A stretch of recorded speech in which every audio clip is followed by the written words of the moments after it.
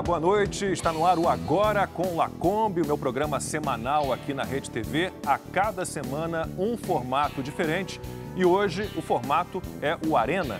Um entrevistado e 3 entrevistadores convidados. Hoje, aqui no centro da nossa roda, Rodrigo Pimentel, ex-capitão do BOP, o Batalhão de Operações Especiais da Polícia Militar do Rio de Janeiro, e um dos criadores dos filmes Tropa de Elite. Rodrigo, um prazer recebê-lo aqui. Você que foi meu colega durante tantos anos em outra emissora. Muito obrigado. Muito obrigado pelo convite, viu, Lacombe? Puxa, é um prazer estar aqui com você. E olha, para bater esse papo aqui com o Rodrigo Pimentel, estão comigo a advogada Fabiana Barroso, o Jorge Lordello, que é apresentador de um dos grandes sucessos aqui da Rede TV, Operação de Risco, ele que também é especialista em segurança pública, e o jornalista e escritor Ulisses Campbell, que é autor deste livro aqui, Suzane, Assassina e Manipuladora, e está preparando um outro livro sobre a Elise Matsunaga. Daqui a pouquinho o Ulisses pode falar um pouquinho, de repente, na mão do Rodrigo Pimentel, vira filme também. Rodrigo, para a gente começar, bom, você é um profissional muito conhecido, né? Todo mundo acha que você é o Capitão Nascimento, você já explicou que, na verdade, o personagem é uma mescla de vários oficiais, né, de várias histórias, várias experiências do BOP. Eu queria que você contasse um pouquinho a sua história, por favor. Pois é, Lacombe, eu sou filho de militar, meu pai é general do Exército, estudei no Colégio Militar do Rio de Janeiro, fiz concurso para a Polícia Militar com 17 anos, fui para o BOP com 22, lá fiquei até os 29 anos de idade. Comandei uma equipe do BOP, equipe Alfa. O BOP tem várias equipes, uma equipe que basicamente realizava operações em favela todas as noites. O BOP opera de noite, tá? Pelo menos operava até a decisão do STF. Então, a minha experiência, as minhas histórias são as histórias do dia a dia, do cotidiano de um policial nas favelas do Rio de Janeiro. E saí do BOP, fui realizar filmes, realizei 2 filmes com o Zé Padilha, o Tropa de Elite, também 2 livros, Elite da Tropa 1 e 2, e hoje realizei um filme chamado Intervenção. Se Deus quiser, a gente lança em agosto nos cinemas. Está inédito ainda isso? O filme está inédito, é um filme com Marcos Palmeira, Bianca Comparato, Zezé Mota, Babu Santana. É um filme que fala sobre a tragédia, histórias reais também, baseada em histórias reais. A tragédia de policiais que morrem todos os dias nas favelas do Rio de Janeiro. A gente precisa contar a história do policial, viu, Lacombe? É muito importante. E você trabalhou muitos anos como comentarista de segurança pública. Sim, da Rede Globo, do Bom Dia Brasil, da RJTV, também algumas intervenções no Fantástico. Lá tive o prazer de conhecer o Lacombe, viu? E faz palestras também. E faço palestra também. Falando sobre gestão de times de elite, falando sobre planejamento, falando sobre equipes de alta performance. Eu me divirto muito, gosto muito, tenho paixão por isso. Hoje no formato Arena, e o nosso entrevistado é Rodrigo Pimentel, ex-capitão do BOP, o Batalhão de Operações Especiais da Polícia Militar do Estado do Rio de Janeiro. E eu passo então a palavra à advogada Fabiana Barroso para fazer a primeira pergunta. Fabiana, por favor. Boa noite, Rodrigo, tudo bem? Eu queria saber, assim, você foi um homem de campo que participou de várias operações, que subiu realmente essas comunidades, e eu até como advogada vejo que tem uma distância muito grande entre a realidade de uma comunidade, operação policial, e o que de fato ocorre ali, né, nessas operações. E nós estamos acompanhando no Brasil atualmente uma interferência do Poder Judiciário muito forte nessas operações policiais. Aqui eu estou falando até especificamente da DPF 635, né, do Fachin, que ele pune até os policiais de campo administrativamente, civil ou penalmente, né? Então, ele, além de assumir o risco da operação em si, da batalha em si, ele também tem que assumir depois o risco judicial de responder e coisas assim que nós, na lei, não está muito bem esclarecido. Como é que você enxerga essa interferência do judiciário a esse ponto de até mudar as operações na ponta de subida de resgate ou de administração da segurança pública? Pois, Fabiana, eu estou assim, boa noite. Eu lamento tanto essa decisão. Essa decisão, na prática, ela provoca a criação de um estado do narcotráfico dentro do Rio de Janeiro ou dentro de qualquer capital, se essa decisão for ampliada para todo o Brasil. Então, é um fenômeno que teria no Rio de Janeiro hoje e talvez em Alepo, na Síria, ou em Mossul, uma parte da cidade onde o Estado não está presente, onde o Estado não consegue chegar. E essa decisão ela foi tomada primeiro em caráter liminar, sem sequer que a polícia fosse ouvida. Então, um ministro do STF lá em Brasília, num gabinete, ele não entende muito bem o que está acontecendo, ele não entende como é importante a manutenção do território para o bandido, e ele vai lá e dá essa decisão. É verdade que o morador de comunidade, ele sofre com as operações policiais. Isso é incontestável. O morador, eventualmente, é vítima, inclusive, de bala perdida. Sim, temos que bolar uma forma mais inteligente de realizar essa operação, mas proibi-las de forma alguma. Eu sempre dou um exemplo de uma senhora, uma mulher, dona de casa, vítima de uma violência doméstica, que ela pega o telefone e liga para o 90. É impossível uma viatura da polícia chegar na favela para atender uma Maria da Penha. Essa viatura vai chegar acompanhada de 6, 7 viaturas, 15 ou 20 policiais. É uma operação. Sim. Não pode mais ser realizada. Eu dou exemplo de uma carga roubada. No Rio de Janeiro, nós chegamos ao absurdo de 30 caminhões roubados por dia no Rio de Janeiro. A carga está roubada, existe um localizador no caminhão e eu não posso recuperar a carga, porque o STF, ele diz que são situações excepcionais. Recuperar carga não é excepcionalidade. Logo, o STF autoriza o roubo no Rio de Janeiro. É isso e ponto final. É assim que quem está na ponta enxerga a decisão. Esse conceito de excepcional, ele é muito relativo, né? O que é excepcional? A gente entende que no Rio de Janeiro tudo é excepcional. Tudo no Rio de Janeiro é uma situação de excepcionalidade. E é perigoso a questão do território. O bandido hoje, ele não busca a Lacombe só a venda de maconha e cocaína. Isso é uma das atividades. O bandido no Rio de Janeiro hoje, ele sobrevive da exploração do território. E ali ele oferece sinal de TV a cabo, botijão de gás, muita mercadoria roubada de caminhões, tá? Ele vende, agora tem uma atividade econômica nova. Ele rouba o seu carro de um morador, de uma pessoa que não tem seguro e cobra o resgate pelo carro. Então, o Comando Vermelho hoje, o ADA e o terceiro comando, eles sobrevivem hoje roubando o carro de pessoas pobres, carros e motos, e cobrando resgate. E a cena típica do Rio de Janeiro, Fabiana, é um motoboy que vive daquela moto, que ele faz entrega de comida, chegar no batalhão pela manhã, olha, minha moto está localizada, está dentro da favela tal, eu tenho aqui a localização, eu tenho a ferramenta de localização, e o comandante do batalhão diz, olha, lamentavelmente, eu não posso recuperar sua moto. Então, esse é o Rio de Janeiro que a gente vive hoje, é o Rio de Janeiro que certamente o Fachin não compreendeu. Lordelo. Rodrigo, boa noite. O que você comentou é muito importante. Como você mora lá, como você trabalhou lá, a gente precisa aprofundar um pouco esse tema. Eu quero trazer à baila alguns números que são estarrecedores para o seu estado. O estado do Rio de Janeiro tem 163 bairros, sendo que 95 desses bairros estão na mão ou de facção criminosa ou da milícia.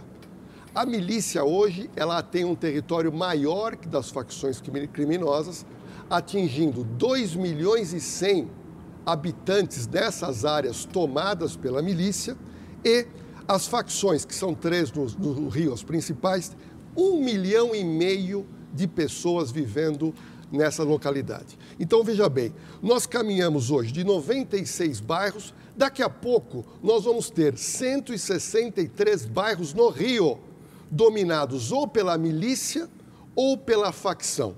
E o Rio conseguiu, por muitos anos, ter como celebridade dono de banca de jogo de bicho. Teve filme, teve escola de samba nesse sentido. Eu te pergunto o seguinte, a gente falou do problema do Fachin, que eu entendi que ele errou, porque a lei é muito superior, quando você tem uma situação de flagrante, o policial tem que ir lá e atingir e prender. Mas eu te pergunto, por que o Rio errou tanto em todos os estados da federação? Como é que o Rio conseguiu chegar nesse ponto aonde daqui a pouco, talvez daqui a 5 anos, nós tenhamos os 163 bairros do Rio de Janeiro sendo dominados ou pela milícia ou pela facção? Olha, Jorge, boa noite também. Eu poderia buscar razões históricas, mas eu poderia começar dizendo também que nós temos 6 governadores do Rio de Janeiro que foram presos nos últimos 15 anos, né? Então, Carioca votou mal, é isso? Seria uma das causas, seria isso? A gente poderia dizer, olha, tudo começou com Brizola, mas foi anterior a Brizola. Vamos falar dessa simbiose esquisita de samba com futebol, com emissora de TV, porque uma emissora de TV, ela prega a ética, mas ela, todo mês de janeiro, ela começa uma negociação com a Liesa, com a Liga das Escolas de Samba, para transmitir um carnaval. E ali ela tem que sentar e negociar. E a Liesa é a representante do crime organizado, sempre foi. Sempre foi.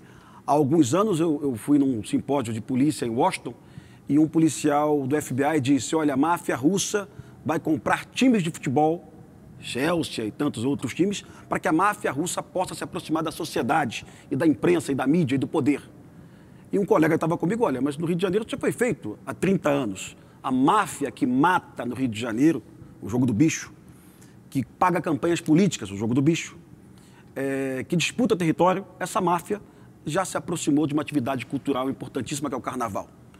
E pronto, está feito o Rio de Janeiro. Você vai lá, Jorge, você vai no Sambódromo, você vê juiz, desembargador, coronel da PM, delegado, político, jornalistas do lado desses mafiosos, como se nada tivesse ocorrido. Isso é um absurdo, porque você torna um contraventor perigosíssimo uma celebridade do Estado.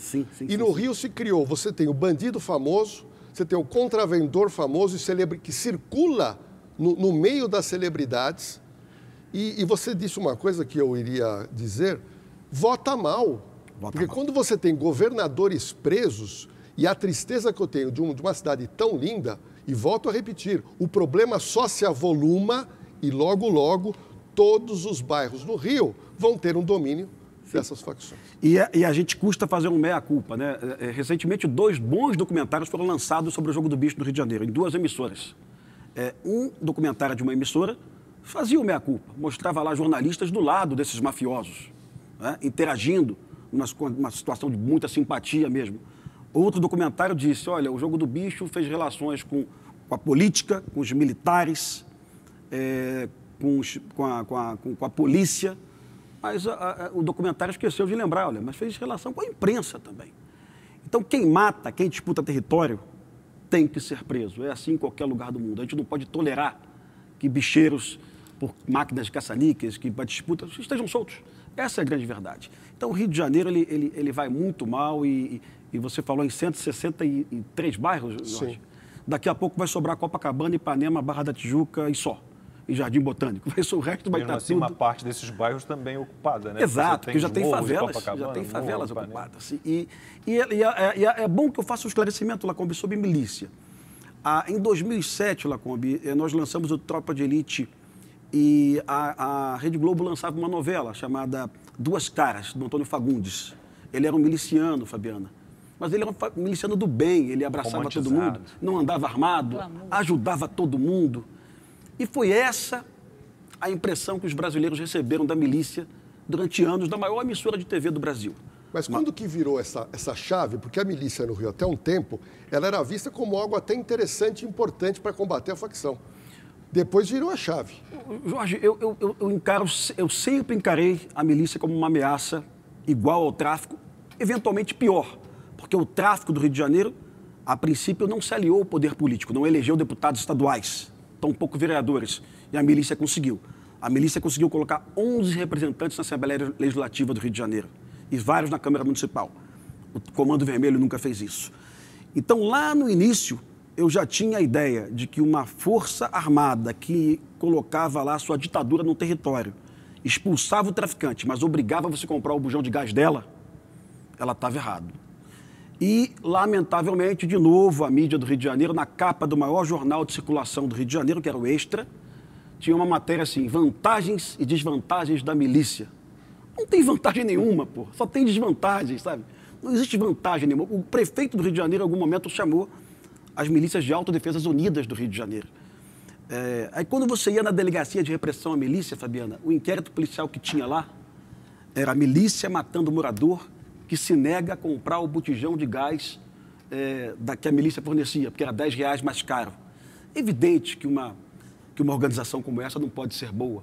Só na cabeça de um maluco, sabe? Rodrigo, e as milícias hoje em dia, os traficantes e os milicianos, eles agem de forma muito parecida, né? Eles têm mais ou menos os mesmos serviços, a TV, o gato, né? A TV, a gato, a milícia, oficial, o gás. A imprensa, ela demora um pouquinho para reagir.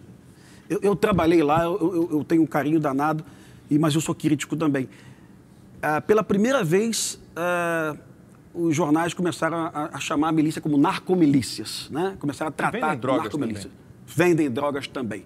Agora, o que está acontecendo e que demora muito para a imprensa perceber é que nos últimos 20 meses, talvez, sumiram os ex-policiais, os policiais expulsos e a milícia quase toda dominada por ex-assaltantes. A gente chama de 157. Então, a milícia do ECO, que a Polícia Civil agora matou num combate no Rio de Janeiro, os milicianos do ECO que cercavam o ECO, que foram mortos também, pelo menos 12 milicianos, todos eles ex-traficantes do Comando Vermelho e ex-assaltantes de banco, ladrão de carga. Então, eu fico preocupado quando pessoas da mídia hoje, mas a milícia é formada por ex-policiais, né? Nada a ver, a milícia hoje é formada por bandidos, não tem diferença nenhuma. Eu poderia dizer que seria a quarta ou a quinta facção do Rio de Janeiro, viu, Jorge? Passar a palavra para o Ulisses, por enquanto não perguntou. Ulisses, por favor. Eu queria aproveitar essa bola aí do Jorge Lordello, do endeusamento de bandidos, criminosos, assassinos que tem aqui no Brasil. Na cultura norte-americana isso é muito comum, aqueles têm serial killer famoso, eles lançam biografias, inclusive enriquecem, porque eles têm, a lei norte-americana obriga que eles fiquem com um percentual dessas biografias, mesmo não autorizadas. Eu queria saber de você, que é um especialista em segurança pública, se você vê alguma correlação desse endeusamento dos criminosos com o aumento da criminalidade. Porque eu sei que os criminosos, eles ganham poder dentro das casas penais quando eles têm filmes, livros, minisséries. Ulisses, obrigado pela pergunta. Eu vou fazer rapidamente vou lembrar a história da cinematografia do Brasil, né? Bandido da Luz Vermelha, Meu Nome Não É Johnny, Cidade de Deus, Carandiru, né? Lula, Filho do Brasil, né? Na história recente do Brasil, os filmes, sempre o bandido é o herói, né? A heroicização do bandido, olha que interessante. O Tropa de Elite, ele rompe isso totalmente. O Tropa de Elite é o primeiro filme do Brasil onde o policial é herói. Até então, o policial era tratado como bandido também nos filmes. Você assiste, por exemplo, aqui um filme da década de 70, ambientado no Rio de Janeiro. O policial sempre era um maltrapilho, mal vestido, corrupto, né? Era sempre essa a imagem que você tinha do policial. O Tropa de Elite rompeu isso. E quando eu fui oferecer o roteiro do Tropa de Elite para vários cineastas, eles diziam para mim, filme de policial, isso não vai fazer sucesso. Até que o Zé Padilha falou, não, isso aqui vai fazer sucesso sim, as pessoas vão gostar. E gostaram muito. Então, eu imagino que o estudante de cinema, aquele estudante de humanas na faculdade, não generalizando, ele tem ali uma atração pela bandidolatria. Vamos fazer um filme de bandido, mais um filme de bandido, mais um filme de bandido. Eu recebo roteiros, às vezes, de jovens roteiristas, só com história de bandido. Olha, filma isso aqui, filma isso aqui. Marighella pode entrar nessa lista também. Pode, Quem certamente. Leu o Manual do Guerrilheiro Urbano, mas você acha que aumenta, isso faz aumentar, quanto se joga luz, holofotes em cima desses bandidos? Você acha que ele ganha poder, a criminalidade aumenta? Esses filmes sempre, Ulisses, humanizam, tá? Eu não li o seu livro, vou ler o seu livro hoje, quando eu sair daqui, viu? Eu tenho certeza que você não humanizou. Até pela capa que você... A tua chamada não está humanizando. E já está se referindo ali como perigosa, como assassina e manipuladora. Assassina e manipuladora. Pronto, você já disse assassina e manipuladora. Mas se você colocasse assim, vamos conhecer a vida, né? Vamos ver como ela sofreu e tal, opa, isso já é uma humanização. No Brasil, sempre o bandido foi humanizado. Mesmo em Lúcio Flávio, Passageiro da Agonia, todos os filmes. Pior é a vitimização, Rodrigo. Você me permite, pegando como gancho o Lázaro, né? Esse psicopata, né? Um site, um portal progressista, escreveu um artigo analisando o Lázaro, a situação do Lázaro. Eu vou ler dois parágrafos, duas frases bem curtinhas.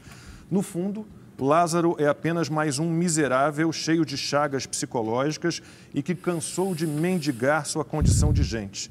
Numa das casas que invadiu em fuga, ele apenas pediu que lhe preparassem comida. Comeu e foi assistir ao noticiário. Parece até que ele pediu a essa moça que cozinhasse nua. Então, como é que te explica isso? Se você olha ali as pautas de segurança pública nas emissoras de TV, rádio, nos portais de notícia, normalmente elas são pró-bandido, mais ou menos como a nossa legislação, já que a senhora Babi está aqui, pró-bandido, pró-réu, pró-condenados. A nossa imprensa trabalha assim? Lacombe, quando eu converso com amigos jornalistas, eu vou lembrar aqui de uma cena de um mês, que foi a cena do helicóptero filmando a operação policial no Jacarezinho, tá? Os bandidos nas lajes atirando contra os policiais, e não só numa emissora, em pelo menos 2 emissoras. Nossos colegas se referindo a suspeitos a tiro. E eu liguei para um colega, eu desafio ele realizar uma imprensa comparada hoje, Espanha, Itália, França, Estados Unidos, Bélgica, África, identificar uma emissora de TV no mundo que se refira a bandido atirando em policial como suspeito. Isso virou uma loucura nas redações brasileiras. A imagem é clara, né? Tem um detalhe agora, quando o Lacombe fala no pró-bandido, uma das piores leis que foram aprovadas recentemente, que é a chamada lei de abuso de autoridade, aonde você não pode mostrar a fotografia de um homem que acabou de ser preso em flagrante delito. Não pode. No meu programa Operação de Risco aqui na Rede TV, nós temos que cobrir a pessoa por inteiro, não é nem o rosto, porque a lei fala, não rosto, Lacombe, ela fala corpo. Ou seja, realmente a legislação ela é pró-bandido e a vítima não tem direito nem a advogado, hein? Porque hoje, em 24 horas, qualquer preso já tem direito a advogado, audiência de custódia.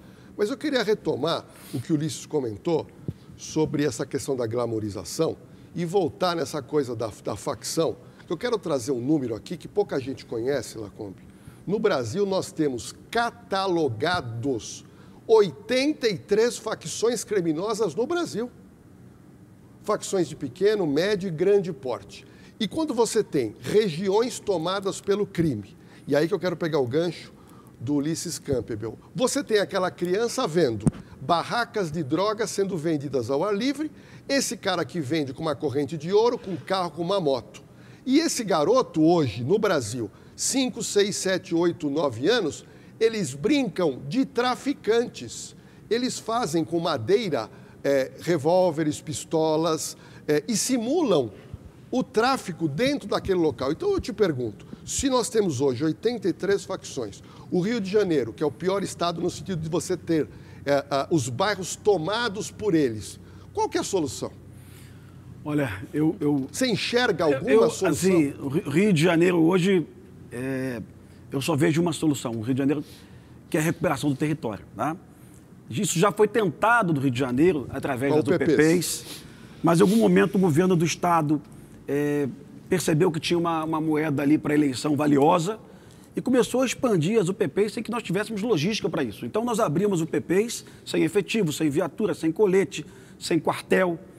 E aquilo começou a virar uma mentira. Começou bem e depois caiu em descrédito. Lamentável, viu? Porque as 10 primeiras UPPs, olha, maravilhosas, e eu preciso ressaltar isso aqui.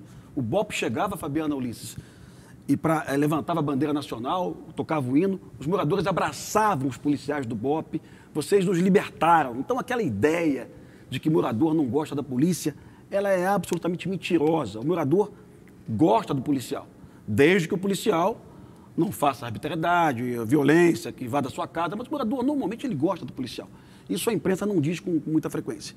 Aí depois a UPP se expande e onde você tinha que colocar 200, 300 policiais, você coloca 50 e o policial começa a virar ali vítima do tráfico também. Mas eu sinceramente, acredito que lá na frente, daqui a uns 10 anos, um novo governador no Rio, olha, vamos tentar recuperar o Rio de Janeiro, vamos pegar o território de volta. Por quê, Jorge? Eu gosto de falar de um número brasileiro hoje, 150 homicídios por dia no Brasil, 150 mortes. 2/3 dessas mortes, entre 10 da noite e 2 da manhã, a 10 metros de um bar. Disputa para venda de maconha, cocaína ou crack. Então o Brasil é um país violento, muito violento, mas 2/3 dos homicídios em função da disputa territorial para venda de maconha e cocaína. Por isso que eu digo, Ulisses, que todo usuário de maconha é um sacana. O cara consegue ficar sem a maconha. Ele não vai ter crise de abstinência, não vai ficar doido, não vai ficar maluco. Se ele pode não fumar a maconha, não fume, por favor, porque a maconha é comprada de um assassino.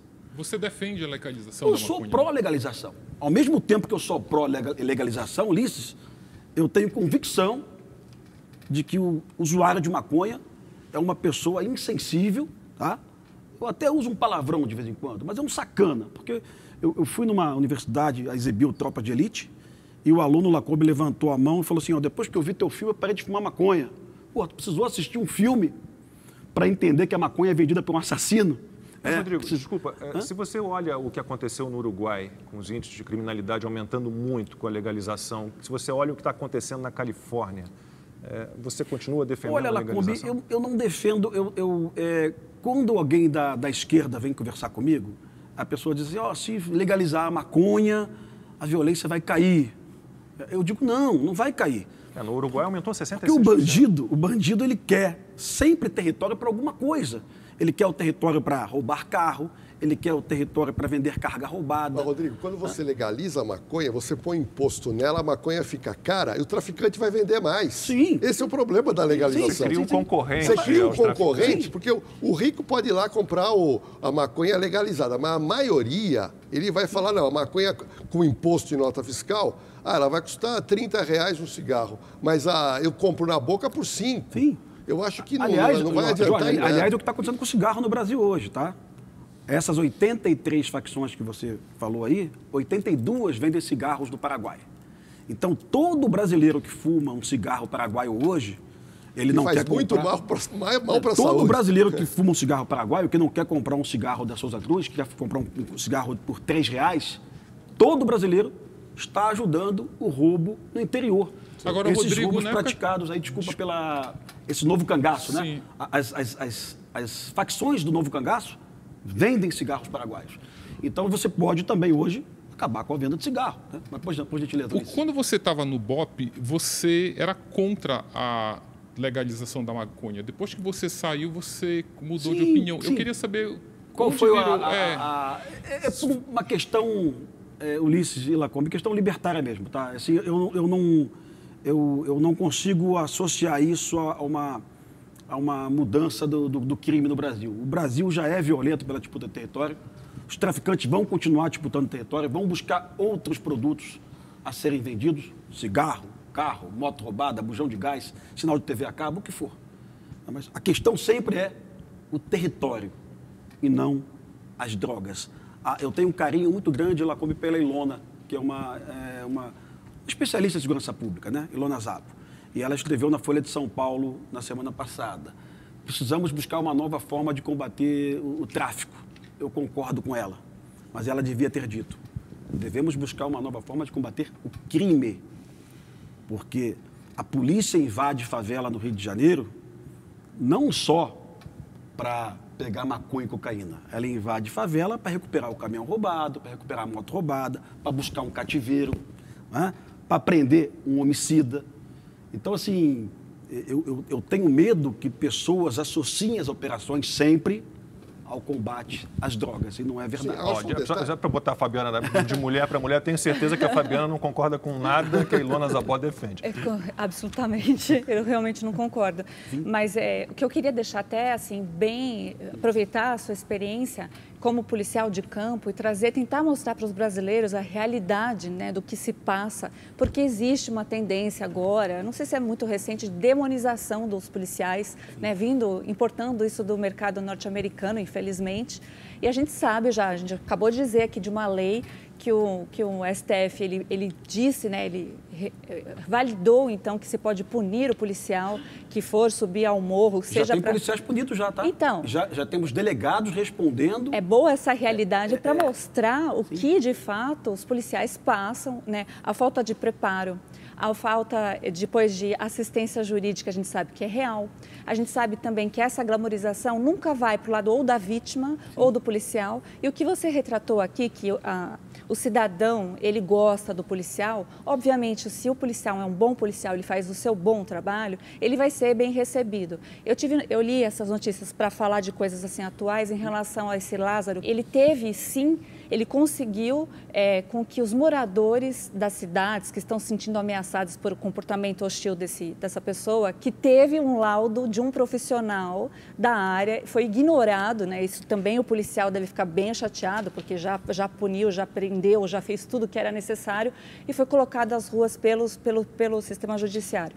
E aí a gente observa que, então, ali os moradores disponibilizaram para os policiais e até para os jornalistas que estão cobrindo de uma certa forma, como não tem internet, colocaram o seu login e a sua senha de acesso. E também é relatado que os moradores estão levando até comida para esses policiais. Olha que interessante. Então essa realidade, né, que a gente está falando aqui de Goiás, do Distrito Federal, de lugares um pouco mais rurais, né, que a população sente a ausência, às vezes, de um policial que não pode estar armado, porque também foi assim decidido pelos nossos legisladores, ao contrário do que a população decidiu num plebiscito. Você acredita que essa coisa de talvez a ausência de uma mídia cobrir dessa parte também, sabe? Esse relacionamento, bom relacionamento do policial com a população, porque eu sinto isso na minha área, né? Eu sou advogada e o advogado também está sendo demonizado, né? E tem os bons advogados e os maus advogados. Fabiana, será que isso não é em função do momento de polarização? Porque eu disse ao Lacombe há um mês que em 2007 o BOP e a Polícia Civil invadiram o Complexo do Alemão numa operação. Mataram 19 bandidos, tá? E o presidente Lula estava no Rio de Janeiro e ele deu a seguinte entrevista: tráfico nos combate com pétalas de rosa. E a imprensa do Rio de Janeiro aplaudiu. Anos depois, a Polícia Civil matou 27 bandidos, perdeu um herói, um inspetor que morreu assassinado. E a mesma imprensa, os mesmos jornalistas, chamam de chacina, os mesmos jornalistas chamam de chacina, dizem que foi execução.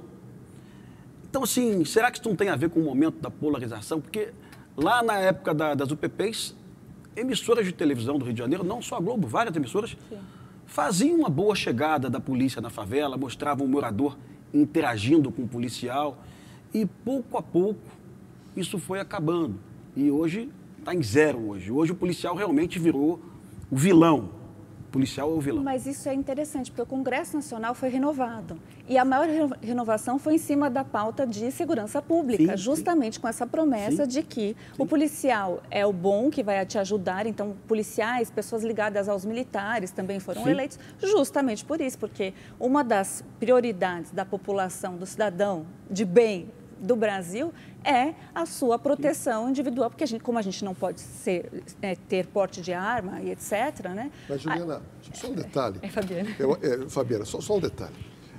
Não adianta a gente falar, ideologia é uma coisa, só que tem um detalhe. Quando a gente fala em segurança pública, você acaba onde? O preso acaba onde? Ele acaba na prisão. O Lacombe falou do Lázaro. Por que o Lázaro trouxe tanto transtorno e morte? Porque Lacombe, ele fugiu 2 vezes de cadeia. E por que ele fugiu 2 vezes de cadeia? Cadeia antiga, cadeia demodê, cadeia que você pode fugir. E teve um momento que ele estava em regime semiaberto. Semiaberto que é cadeia. Semiaberto que é presídio, é cadeia, é presídio agrícola. Ele foge. Então, veja bem, para a gente começar a resolver o problema de segurança pública no Brasil, nós temos que ter cadeia. E hoje nós temos um déficit carcerário de quase 400 mil vagas e eu não vejo ninguém no Brasil falar num investimento imprescindível em cadeias públicas. O único estado que investe em cadeias modernas e novas e por isso tem um número de fugitivos muito pequenos é São Paulo. São Paulo tem um parque de presídios enorme e moderno. Minas tem uma experiência boa com presídio privado. Privado. Né? Agora, o grande problema, discutir segurança pública e você não discutir inicialmente presídio, é chover no molhado. Sim. Porque não adianta você prender a pessoa e ele fugir, que é o caso do Lázaro, que já matou mais de 4, assaltou, estuprou, movimenta um país atrás dele. E, no final, era para ele estar cumprindo pena. Então, aí toda essa discussão... legislação, né? Mas, Lordelo, toda essa eu acho que aí discussão nós temos que começar no presídio. Seria mais um problema da lei de execução penal do que propriamente da administração penitenciária, porque ele fugiu, na verdade, ele não voltou de um saidão. Não, ele fugiu de cadeia lá no Distrito Federal. Ele teve, como disse a doutora, um laudo que ele não era para ele ter um benefício, ele acabou tendo. Agora, o que nós temos que entender é que nos Estados Unidos, enquanto o cara fica preso numa cela com 1 ou 2 pessoas, aqui abre a porta, todo mundo lá. É um verdadeiro mutirão de presos. E, em muitos lugares no Brasil, o cara foge e, é óbvio, o fugitivo vai voltar a cometer crime. Então, discutir segurança pública, não adianta lá como tem que pegar dinheiro Eu acho que o governo federal tem que fazer esse investimento para os estados que não têm recurso e construção de presídio para que o preso fique lá e não fuja de lá. Ô, Jorge, desculpa, uma análise sobre o que o Jorge falou, é só para a gente entender. Quando o Brasil chega a uma média de 26 homicídios para cada 100 mil habitantes, São Paulo está em queda. Justamente o estado que mais prende no Brasil, que era São Paulo, você verifica a queda do número de homicídios. Então, prender diminui crime, diminui isso crime. é fato. E eu vou até citar prender aqui... e não soltar. Prender e não soltar. Criminalidade com impunidade. Sim, você vai gerar mais criminalidade. E aí, Ulisses, tem um livro maravilhoso, Ulisses. É do Jean-Luc Vacuin, que é um pensador de esquerda da cadeia moderna. Ele diz que os Estados Unidos, quando ele prende 2 milhões de pessoas, o crime nos Estados Unidos no ano 2000 cai aos mesmos números da década de 50. Então, o mundo todo aumentando a criminalidade e os Estados Unidos com queda. Por quê? Prendia mais. E outro detalhe, Tolerância zero. Para esclarecer o público, os Estados Unidos, que é um país onde você não vê um assalto na rua, você não vê. Você não tem sensação de medo lá. As casas não têm muro, não tem gradil, não precisa ter proteção perimetral. O americano hoje, Lacombe, tem 2 milhões e 100 mil americanos presos. 45% das famílias americanas tem ou teve um parente próximo preso. Por quê? Porque lá eles punem o crime pequeno para evitar que essa pessoa se incentive com isso e faça um crime maior. Aqui não. Foi criada a lei dos chamados crimes de menor potencial ofensivo, que é a Lei 90/99, que aí você não pune mais o pequeno e o médio. E aí ele vai nessa esteira de criminalidade cometendo... E é o que aconteceu com o Lázaro. Ele começou cometendo roubo, foi para o estupro, foi para o assassinato. E no final ele ainda foge de cadeia. Então está tudo errado. Mas volto a repetir, nós temos que ter investimento em cadeia, porque senão... Você tem um cara cometendo crime como o Lázaro, ele estava preso, é demais para a conta, viu, Lacombe? Eu continuo achando que pode ter investimento privado em cadeia. Privado em cadeia. Eu queria, na verdade, fazer uma pergunta para o Rodrigo, mas eu queria fazer, como eu trabalho na mídia, eu queria fazer uma defesa dela. Principalmente cobrindo segurança pública, boa parte do meu trabalho. Mas quando se reclama de que a mídia não cobre o bom relacionamento do policial com a comunidade, é porque isso é o que se espera dessa relação, que ela seja boa. Quando essa relação ela não fica boa, é que ela acaba sendo noticiada e com mais apelo.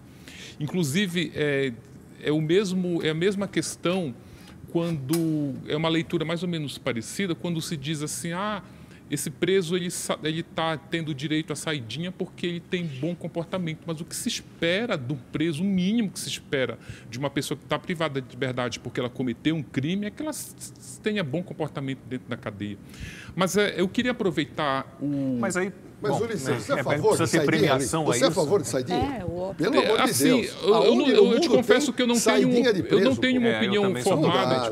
Eu já fui contra, eu já fui a favor, agora eu diria que eu estou em cima do muro. Porque, conversando com os especialistas, eles me convenceram, não totalmente, mas eles me deixaram bastante convencido de que, por exemplo, um assassino como a Suzane von Richthofen, a Elise Matsunaga, e outros anônimos que têm, pessoas que cometem crimes cruéis contra a pessoa, eles não devem ser jogados em liberdade de uma vez só. Ele precisa ser jogado a conta-gotas, inclusive para ser analisado como essa pessoa se comporta de volta à sociedade. Mas nos Estados Unidos você compra 50% da pena para começar a verificar se ele vai ter chance. No Japão nem se fala. Aqui é um sexto. Japão preso aqui, considerado na verdade, cidadão de segunda linha. Existe uma polêmica, na data que essas pessoas saem. Deveria ter prisão perpétua. A gente Rodrigo, não vamos discute, lá. né? Mas posso fazer uma pergunta? Eu queria aproveitar a notícia aí, o comentário que o Lacombe leu, de que o Lázaro aí, esse sequestrador... Mais uma vítima da sociedade. Eu queria saber, vou fazer uma pergunta bem direta. Isso aí, essa humanização, essa compaixão que os movimentos de direitos humanos querem que a gente tenha desses bandidos, vem dessa sociedade organizada. Eu vou perguntar de forma bem objetiva para você, a ação dos movimentos sociais, na sua opinião, ela ajuda ou ela atrapalha o combate à criminalidade? Nesse momento do Brasil, está atrapalhando, em função do desconhecimento do que está acontecendo. justamente em função disso. Por exemplo, vamos à questão do Jacarezinho, muito atual. Eu tinha um inquérito policial relatado, eu sou autoridade policial, o inquérito está pronto, eu tenho bandidos que estão aliciando menores, oferecendo armas para menores. 10 meses de investigação? 10 meses de investigação, eu tenho que realizar mandados de prisão, tenho que cumprir mandados de prisão. Aliás, o Ministério Público estava do lado quando eu solicitei ao Ministério Público, tenho que prender fulano de tal, o juiz concedeu. Então, eu tenho o Ministério Público, o Poder Judiciário e a Polícia Civil do Rio de Janeiro envolvidas. Quando vem a notícia, parece que um delegado acordou de manhã, vamos lá no Jacarezinho, dar uma sacudida. Isso é o que está na notícia. Isso é o que eu recebo dos meus filhos, que têm pai. Mas essa operação é importante? Lógico que é. Se o delegado não for lá, ele está prevaricando, pô. Ele tem que cumprir essa prisão. Não só essa prisão, viu? A prisão que gerou a morte também do menino João Pedro, que gerou a DPF 635. Esse menino morreu numa operação policial da Polícia Civil e da Polícia Federal, com o Ministério Público, para prender 2 assassinos. Aí eu pergunto ao colega de esquerda, e aí? Não vou prender os assassinos? Vou deixar o assassino lá solto? O que está acontecendo no Rio de Janeiro hoje é fato. Todos os bandidos do Brasil, de todas essas organizações aí, de todas elas, estão vindo buscar esconderijo nas favelas do Rio de Janeiro. Então, a decisão do Fachin provocou que o Rio de Janeiro virou aí o hotel, o resort. Terrível. O resort. A decisão do Fachin. Ele tem que repensar isso. É um estado paralelo, né? É um estado que não tem normalidade. E aí eu pergunto, eu vendo carga, eu vendo laranja, eu vendo macarrão. Ninguém vai recuperar minha carga. Sim. Eu tenho que recuperar minha carga, foi roubada. Eu tenho direito à propriedade, a carga é minha. Então, são questões bem difíceis. Eu queria falar um pouco sobre a questão que o Jorge falou da punição. Eu só queria que você desse um exemplo concreto, assim, de forma bem objetiva. Em que ação os direitos humanos atrapalham o combate à criminalidade? Se você citasse um exemplo. Um exemplo concreto de humanização. Eu posso falar através de matérias, de jornais, de revistas, ou mesmo de filme, tá? Mas onde você coloca... Primeiro eu vou fazer uma defesa, tá? Eu nunca vi direitos humanos em enterro de bandido, tá? Isso é uma invenção, eu nunca vi. Sempre que eu converso com alguém de extrema-direita, direitos humanos vai no enterro do bandido. Tá? Não é verdade. A questão dos direitos humanos é quando impossibilita o trabalho policial. Sim. Quando coloca amarras no trabalho policial, quando torna difícil. E eu vou te dar um exemplo claro nesse momento. Morte da Marielle. Para chegar aos assassinos da Marielle, eu preciso quebrar as informações de uma antena de telefonia. Então, é um mandado de busca e apreensão coletivo. Todo mundo que orbitou naquela herbe, a polícia vai saber quando quebrar o sigilo. O pedido, o sigilo. A esquerda do Rio de Janeiro, quando começou a intervenção federal, negativo. Não pode ter mandado de busca e apreensão coletivo. Não pode. Ué, mas se eu não tiver, eu não vou combater o crime. Porque para que eu busque traficantes homiziados em favelas, as favelas, infelizmente, as casas não têm número. Você tem número nos apartamentos da Zona Sul, da Tijuca, do Meia, do São Paulo. Mas na favela, infelizmente, é um amontoado de casas, né? E a polícia, para prender o bandido, precisa de um papel. Eu posso entrar na sua casa, estou autorizado, mas esse papel não dá o número da casa, porque não tem número. Então, o juiz faz um raio assim, junto com o promotor. Todas essas casas, num raio de 200 metros, podem ser revistadas. Vem a esquerda e os direitos humanos, as ONGs, negativo. Não pode. Tá bom, então não vamos prender ninguém. Sim. No entanto, morre a Marielle e ninguém dos direitos humanos do Rio de Janeiro, ninguém, eu tenho todo o carinho pela Marielle, conheci ela e gostava dela, uma pessoa maravilhosa. Ninguém disse, olha, mas estão quebrando o sigilo da coletividade para prender o assassino. Sabe por quê? Porque é necessário quebrar. Eventualmente, a investigação policial precisa atingir todo mundo para achar o bandido. Posso complementar? Eu gosto muito de um trocadilho. Tem uma diferença entre direitos humanos e direito dos manos. Tem. Não é meu trocadilho, mas é um trocadilho que ficou muito popular. Só complementando a pergunta do Ulisses, que o Lacombe falou, quando alguém da imprensa fala em suspeito, está errado. O policial não prende suspeito. O policial faz uma prisão. Hoje, a legislação brasileira só permite que uma pessoa seja conduzida a uma delegacia ou presa em flagrante ou com mandado de prisão. Então, se ela é presa em flagrante, ela é uma pessoa autuada em flagrante, ela é uma indiciada. Se ela eventualmente foi presa, tem mandado de prisão expedido, ela já tem uma pessoa denunciada pela justiça. E quando se usa o termo suspeito, dá uma impressão assim, a polícia prendeu esse cara, será que é ele? Entende uma coisa, a polícia hoje, quando levou para a delegacia, a polícia não pode mais levar hoje o que se fazia antigamente, que era o detido para averiguação. A condição coercitiva, Você né? tinha aqueles maloqueiros, ficava lá sem fazer nada, o cara usava droga, jogou. Não, vamos para a delegacia, você vai puxar o DVC, a capivara, para verificar se... Hoje não pode mais. Hoje a pessoa conduzida, ela é conduzida legalmente porque tem contra ela ou uma prisão em flagrante ou um mandado de prisão. Então se coloca, acaba se romantizando e muitas vezes o policial fica na pior. Porque um suspeito é suspeito. Será que ele fez mesmo? Mas aí acho que a Fabiana, que é advogada, pode até comentar. Mas, por exemplo, se eu escrever numa reportagem que o fulano ali que foi preso, ainda tem, que às vezes é preso, às vezes é detido, às vezes é conduzido. O menor é apreendido. Agora o menor é apreendido. Se não tiver uma sentença transitada e julgada, Penal, eu não posso dizer que ela é... O termo suspeito é da imprensa. Para a polícia não mas tem os suspeito. advogados, eu já recebi muita notificação da justiça via advogados de bandidos, porque eu usei o termo foi empregado incorretamente. Não, então, se até ele não ter uma sentença ali dizendo que ele está condenado por aquele crime... Nossa, imagina. Não são só as forças de segurança, né, Rodrigo? Então, imagina só se tiver que esperar o trânsito julgado, né? É a questão da impunidade. Juridicamente, a gente vive num limbo, né? Que também desprotege o cidadão. Por isso que eu falo, né? O cidadão de bem está à mercê. No Rio de Janeiro, Lordelo, eu tenho uma notícia que existem ONGs que não deixam criar uma vaga no sistema carcerário. Então, você aponta um problema real, né? Nós precisamos ter um sistema carcerário melhor, né? com mais vagas, porque se prende muito, o crime cresce. Mas, desculpa, aí eu vou passar a palavra ao Rodrigo. A defesa do desencarceramento por conta de cadeias abarrotadas ou cadeias sem condições, ela não se sustenta de maneira alguma. Como o que funcionou no mundo é a prisão, tá? E até, trazendo mais uma informação para o Jorge, uma coisa muito legal do Rio de Janeiro. Nós tínhamos uma estátua do Carlos Drummond de Andrade, que era pichada uma vez por semana. Sim. Toda semana a Prefeitura do Rio tinha que limpar a estátua em Copacabana. A gente achava aquilo horrível. Até que um dia um delegado da Delegacia de Meio Ambiente acordou e falou, olha, eu acho que isso aí não é dano, não.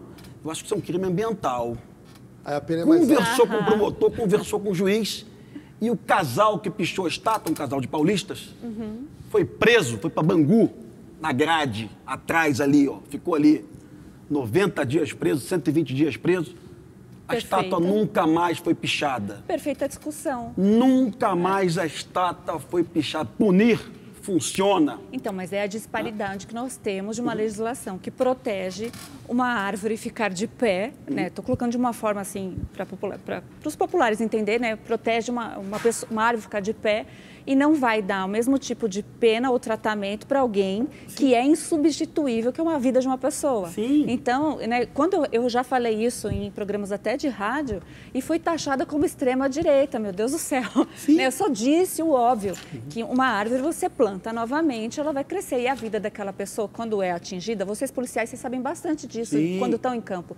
Não atinge só aquela vítima em si, né, que nem nesse caso agora desse Lázaro. Quando estuprou, ele não está atingindo só a vítima do estupro, mas a família inteira. Uma cadeia de dor. Exatamente. De dor. E é como também disse o Lordelo, né? Vai escalando essa violência.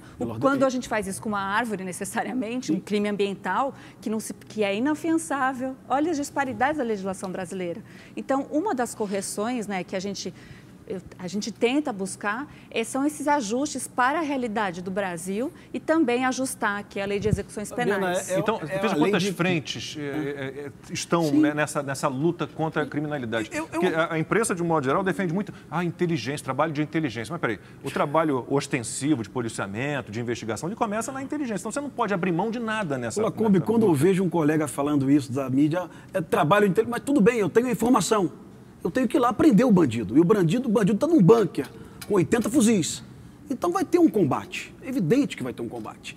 Aí eu vejo agora amigos da esquerda lá no Rio, um deputado, a Pimentel, nós vamos chamar a ONU para investigar o que aconteceu no Jacarezinho. Olha, tomara que a ONU utilize o mesmo entendimento que ela tem em zona de guerra, porque o Rio de Janeiro é uma zona de guerra. Tá? A ONU, no Haiti, ela autorizava que qualquer militar brasileiro utilizasse uma lei de engajamento da ONU. Qualquer militar brasileiro poderia abater alvos a 100 jardas, 90 metros, desde que esses alvos estivessem armados, ameaçando uma equipe da ONU. Então, se a ONU utilizar essa mesma legislação do Rio de Janeiro, ok, a Polícia Civil do Rio de Janeiro trabalhou muito certinho. Tá? Então, é isso que as pessoas devem entender. O Rio de Janeiro é uma cidade em guerra, com áreas dominadas por facções armadas, né, que enfrentam e matam policiais. Tem mais facções do que partidos políticos. Mais facções que partidos políticos. Aliás, alguns partidos políticos realidade. Também são facções, tá? É bom deixar isso claro também. Tá? Você faz muitas críticas, né, à cobertura da mídia, principalmente no Rio de Janeiro, em relação à segurança pública, mas você trabalhou durante muito tempo numa grande emissora, fazendo comentários e participando, inclusive, das coberturas. E, Ulisses, isso foi muito criticado também por colegas, tá? Sim. Eu fiz uma cobertura, por exemplo, do helicóptero da Polícia Civil que sobrevoou uma favela, efetuou 200 disparos para matar um bandido. O bandido não morreu em função dos disparos e pelo menos 20 casas foram atingidas. E eu disse na televisão, olha, a obrigação da polícia é preservar a vida do morador. Não é matar o bandido a qualquer custo. A primeira informação que o policial tem é salvar vidas humanas, tá? Não é matar o bandido. Então, sempre que o policial erra, eu acho que ele tem que sofrer alguma crítica assim. Quando o policial, efetivamente, ele erra, tá? Até para ele se reorganizar, repensar a ação dele. Eu sou crítico ainda, Ulisses, a operações policiais não planejadas. Uma operação policial na Maré, já falei para o Lacombe isso, são 7 mil alunos sem aula. São 7 mil crianças que voltam para casa. Mamãe, não teve aula hoje não, porque teve operação da polícia. Aí a mãe liga para o trabalho e fala, não vou trabalhar. Aí começa o impacto na vida de todo mundo. Aí você vai ver o resultado da operação, Jorge. O resultado normal de uma operação é uma pistola apreendida, um marginal morto, 1 quilo de cocaína. Olha, não vale a pena. O Estado mobilizar um aparato gigantesco, acabar com a aula de milhares de crianças para pegar 1 quilo de maconha. Vamos bolar um jeito de pegar essa maconha de uma forma mais inteligente. Tá? Agora, quando a operação é planejada, como foi a do Jacarezinho, tá? Com 28 armas apreendidas, aí não. Aí eu acho que ela não pode ser proibida. Está combatendo o crime organizado, então tem que ser organizado. Agora, tem um detalhe, Lacombe. A gente, no meu programa aqui na Rede TV, na Operação de Risco, quando um ladrão é preso, um traficante é preso, é normal o policial perguntar, você tem passagem pela polícia? Lacombe, garotos de 20, 21, 22 anos. Ele começa a falar e ele não para de falar. Não, eu fui preso quando era menor 4 vezes, depois com 18 eu fui preso por assalto, saí, depois eu fui preso por tráfico e agora eu estou preso novamente com uma arma de fogo. Então, um garoto no Brasil hoje, com 22 anos, ele tem uma ficha criminal extensa, que é o chamado chover, você fica enxugando gelo. E o que me dói, e dói a todo policial, dói às vítimas e dói ao cidadão de bem, é que a legislação não é alterada. Então, nós vivemos aí, os últimos 40 anos, nós permitimos, e a polícia tem trabalhado, Polícia Civil, Polícia Militar, Polícia Federal, as guardas municipais, Jorge, vamos aproveitar prendendo muito e saindo pouco. Vamos aproveitar para dizer que você está aqui, a doutora Fabiana também, é o Código Penal de 1940. Vamos deixar isso muito claro aqui. Ninguém muda, nós passamos por nós temos agora, governo. Fizemos um programa outro dia, Opinião no Ar, sobre isso, o capitão Derrite é o presidente da Subcomissão Especial de Assuntos Penais, que se propõe a rever tudo isso. Sim. Então, a gente tem uma esperança, mas eu entendo que o problema existe e é urgentíssimo. Mas você tem mais de 40 anos. Não, tem que mudar. As propostas são inúmeras. Se você pegar lá no Congresso Nacional e verificar a proposta, lá como você vai encontrar milhares de projetos. Mas a gente verifica que nada se concretiza. Não tem interesse. E o policial cansa, ele prende a pessoa uma vez, está preso. Aí, depois de 2 semanas, ele vê a pessoa novamente, fugiu. Prende a pessoa, não fugi não, está aqui, alvará de soltura. Já aconteceu com você, Rodrigo? Fabiana, aconteceu comigo na praia. O delegado Palumbo sempre conta essa história, vereador aqui em São Paulo. Ele prendeu a mesma pessoa, um receptador de peça roubada de carro, 7 vezes. Ele já chamava pelo nome. Bora, fulaninho. Lacombe, eu estou na praia, Ipanema, eu estou no posto 9 Ipanema com a minha família. Eu estou olhando para o lado, tem uma pessoa me olhando e a pessoa fica me olhando, eu olho, eu falei, não é possível. Eu peguei meu telefone, liguei para o BOPE, eu falei assim, ó, amendoim está solto? Deixa a gente checar. Foi no computador, olha, amendoim está... Eu era do BOPE ainda. Amendoim está de rua. Eu prendi esse bandido 9 meses antes com um fuzil. Ele estava na praia do meu lado. Ele veio até falar comigo, sabe? Ele veio assim, capitão, tô de rua, eu tô de rua. Tô de rua. Mas assim, não prendo mais. Entrar na favela para pegar... Agora, o urgente para a gente hoje, Fabiana, quando eu converso com um senador, com um deputado, o que é urgente? Eu já nem vou naquela redução da maioridade penal. Urgente hoje, preso com um fuzil, 10 anos de cadeia. Pena mínima. Então é não progressão, é a volta da lei de execução penal nos moldes que tinha antigamente, em são as alterações que fizeram. Mas, Fabiana, eu preciso de algo mais contundente, porque o fuzil hoje está fazendo toda a diferença no novo cangaço. São centenas e centenas de cidades assaltadas à noite, cidades de 20, 30 mil habitantes, com 35 bandidos fazendo a cidade toda de refém. E o destacamento policial e a delegacia não conseguem enfrentar, porque são 2 policiais no plantão, 3 policiais com um fuzil.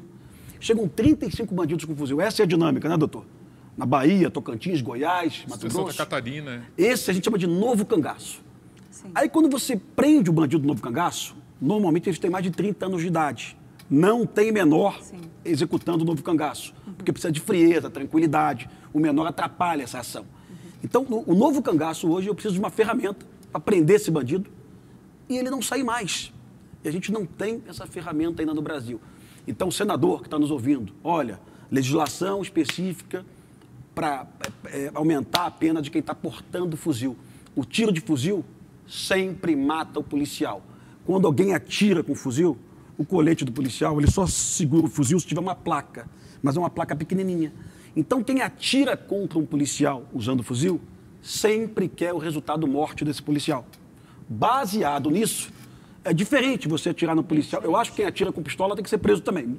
Muito mas penal. dá pra entender. Mas atirou com fuzil, quis matar aquele policial, vai para cadeia e só vai sair daqui a 20 anos. Agora, Rodrigo, esse afrouxamento que a gente teve recentemente na lei brasileira, que permitiu que o brasileiro acessasse mais armas, inclusive fuzis, você acha que isso não causa um derrame de armamentos Ulisses, na bandidagem? eu não tenho vergonha de mudar minha opinião, viu? Eu já fui desarmamentista. Eu era do BOPE e eu usava arma de fogo, reagia a alguns assaltos, inclusive, mas eu achava que quanto menos gente armada na rua, melhor para o meu trabalho. Mudei e vou dizer qual foi o marco. O meu marco foi a greve dos policiais no Espírito Santo. A minha sogra mora no Espírito Santo e ela ficou 11 dias sem sair de casa. O Estado incapaz de oferecer segurança ao cidadão. Saques pela cidade. Opa, se o Estado não pode me dar segurança, eu tenho direito a ter uma arma de fogo e ponto final. Os números que nós temos até agora, de Goiás, apresentados pelo secretário de Segurança Pública, demonstram queda e até fim da modalidade, assalto à fazenda, depois da compra dos fuzis. Os dados que a imprensa do Rio de Janeiro nos oferece, eu acho que foi a Sona Bride, fez uma matéria para o Fantástico, sobre o perigo dessas armas caírem na mão das milícias. Sim. O fuzil vendido pela Taurus até o momento, o T4 da Taurus, um fuzil 5.56, que é a cópia do AR-15, até o momento nenhum foi apreendido na mão de traficantes do Rio de Janeiro. Então, uma ilusão que algum jornalista no Brasil, uma ilusão, se não uma covardia, ache que o fuzil comprado legalmente na Taurus, com uma série de documentos, sejam os fuzis utilizados pelo Comando Vermelho. Agora, eu quero trazer um dado para o Ulisses interessante. Imagina, Ulisses, o policial faz uma abordagem a um indivíduo suspeito e esse rapaz está portando uma arma ilegal de calibre permitido. Então, uma pessoa que está portando uma arma à noite, na madrugada, ou está perambulando numa moto suspeita, a tendência é que essa pessoa vai matar alguém ou ela vai assaltar alguém. Sim. Ok. Sabe qual é a pena hoje no Brasil? Não. Essa pessoa é autuada em flagrante e paga uma fiança que não chega a R$500. A questão das armas é uma questão de uma liberdade individual. A gente tem a nossa Constituição, ela garante o direito à legítima defesa. Como é que eu me defendo contra alguém com uma arma se eu não tenho o direito de ter uma arma? Não, e o bandido que tem uma arma ilegal, com calibre permitido, ele paga uma fiança. O Rodrigo disse, se uma pessoa que tinha um fuzil, ele encontra meses depois ou semanas depois na praia, imagina uma pessoa que está com 38, que está com uma 380, está indo matar alguém ou assaltar, Ele não pode pagar fiança. Isso é inadmissível. Mas a lei brasileira hoje obriga o delegado a arbitrar a fiança e esse marginal que está com a arma ilegal é solto imediatamente. Nessa história do bandido na praia, o que eu acho mais incrível é ele ainda te cumprimentar, né? Sim, ele me cumprimentou porque foi uma coisa interessante. Não é nem estar na praia. O bandido, a função dele, o traficante, é vender cocaína. Sim. Ele não quer sair para matar policial a princípio. Então ele me viu, ele estava com a família dele. E no dia que ele foi preso, a esposa dele foi levar dinheiro para a nossa equipe, para tentar subornar a nossa equipe. Era um pouquinho de dinheiro. Eu falei, minha filha, some com esse dinheiro daqui, que você vai precisar dele, que teu marido vai ficar em cana. Rodrigo, ele achou você isso falou, mas é a certeza da impunidade também. Infelizmente, que ele vai na praia o nosso tempo acabou.